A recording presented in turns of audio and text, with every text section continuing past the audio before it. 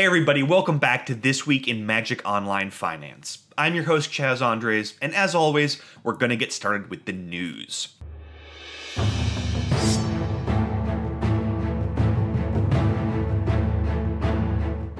Now, two pretty major events happened in the Magic community this week. The first is one we all expected. Star City Games Dallas is here. It gave us our first look at the new standard format. That's right, Ixalan is legal, and the new standard is looking pretty fun. I'm recording this on the morning of day 2, so it's possible that the lay of the land will look slightly different tomorrow when you watch this video. That said, some of the decks from the last standard season have definitely made the transition over. Ramanop Red definitely isn't going anywhere, and there are a bunch of 3 and 4 color energy decks running multiple copies of the Scarab God. It's also worth pointing out that blue-white control, specifically the Approach to the Second Sun variants, are looking good early in a format. That's rare for a control deck. You may want to consider picking up your copies of Search for Azcanta, Approach to the Second Sun, and Fumigate while you can, though I suspect some of them may spike between while I'm recording this video and when you have a chance to buy. The big disappointment, at least for me, is that I haven't seen too many dinosaurs running around those top tables. Now, it's early in the format, it's just week 1. Remember, Emrakul the Promised End, a card so good that it had to be banned in Standard, seemed like it was going to be a bust during the first few weeks of Eldritch Moon Standard. But in the meantime, it looks like those dinosaurs are going to take a little while to get there if they are at all.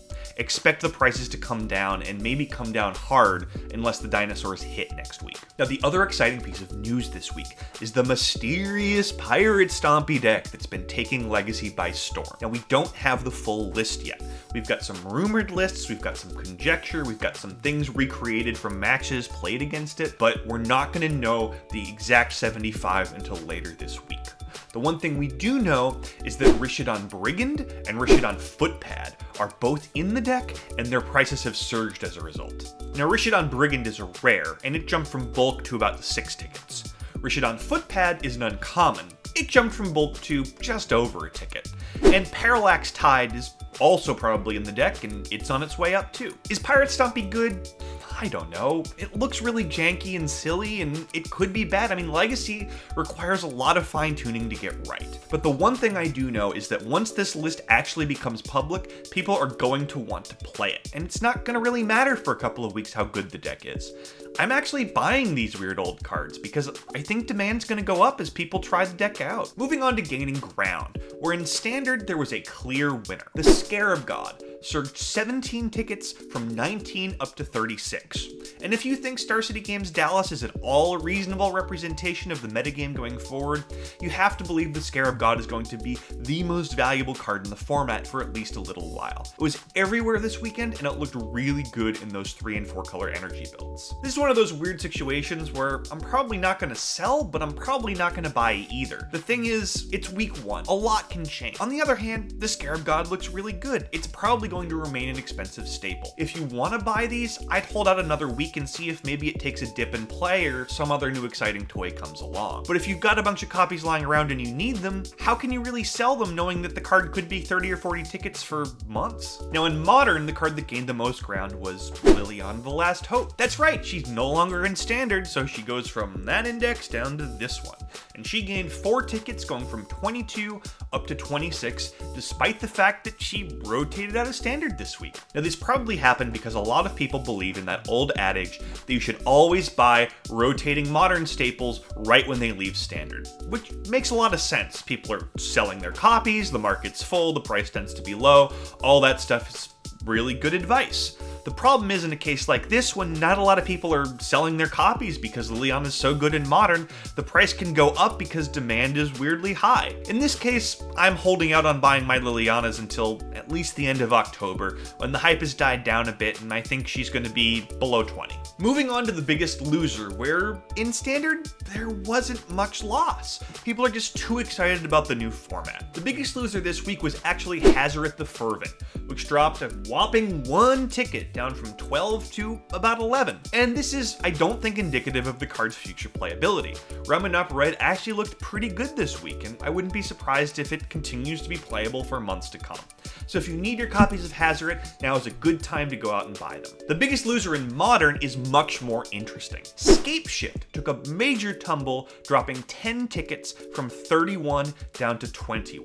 This reminds me a lot of what happened with Celestial Colonnade a couple months back. I did some research and I couldn't really find a reason for Scapeshift to go down. Paper price, still going up. The treasure chest drop rate stayed the same.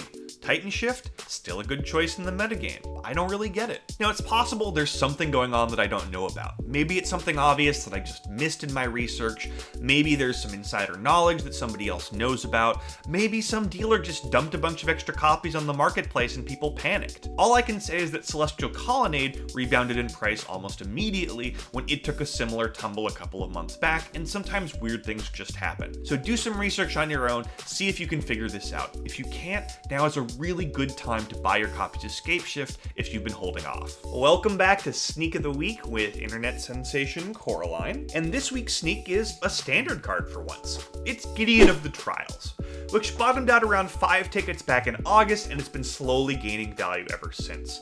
It's up to about 14 now, and it may actually finish the weekend higher than that. It's a 2 of in most builds of white-blue Approach of the Second Sun control, and it continues to show up in Modern. I've been on this Gideon train for a while now, and this seriously might be your last chance to buy it at a reasonable price. I would not end the week without at least a couple of these in your account. As always, let's finish off our week by taking a look at the hot list. These are the cards that MTGO Traders is paying a little bit extra on because they're really hot in the marketplace right now. And you can find the list yourself at mtgotraders.com/hotlist or on Magic Online at hotlistbot and hotlistbot2. This week, it's all about Standard. And if you want to cash out on your Scarab Gods, maybe you think this is the top of the market, the hot list is paying 35 tickets each for them, which is pretty much market retail. Nebraska's Contempt, also on the hot list, seems like the hottest card in Ixalan. You can sell yours for 4.5 tickets apiece. And the hot list also agrees with me on Gideon of the Trials. If you want to sell out on those, they'll buy them for about 13 tickets each. Lastly, hot list is paying 15 tickets for Walking Ballista, which seems like a pretty fair rate in this market. That's all I got for you this week. Don't forget to like the video, and please subscribe to the channel. There's a ton of high quality Magic content on here. I'll see you next Monday, and in the meantime, enjoy the magical world of Ixalan.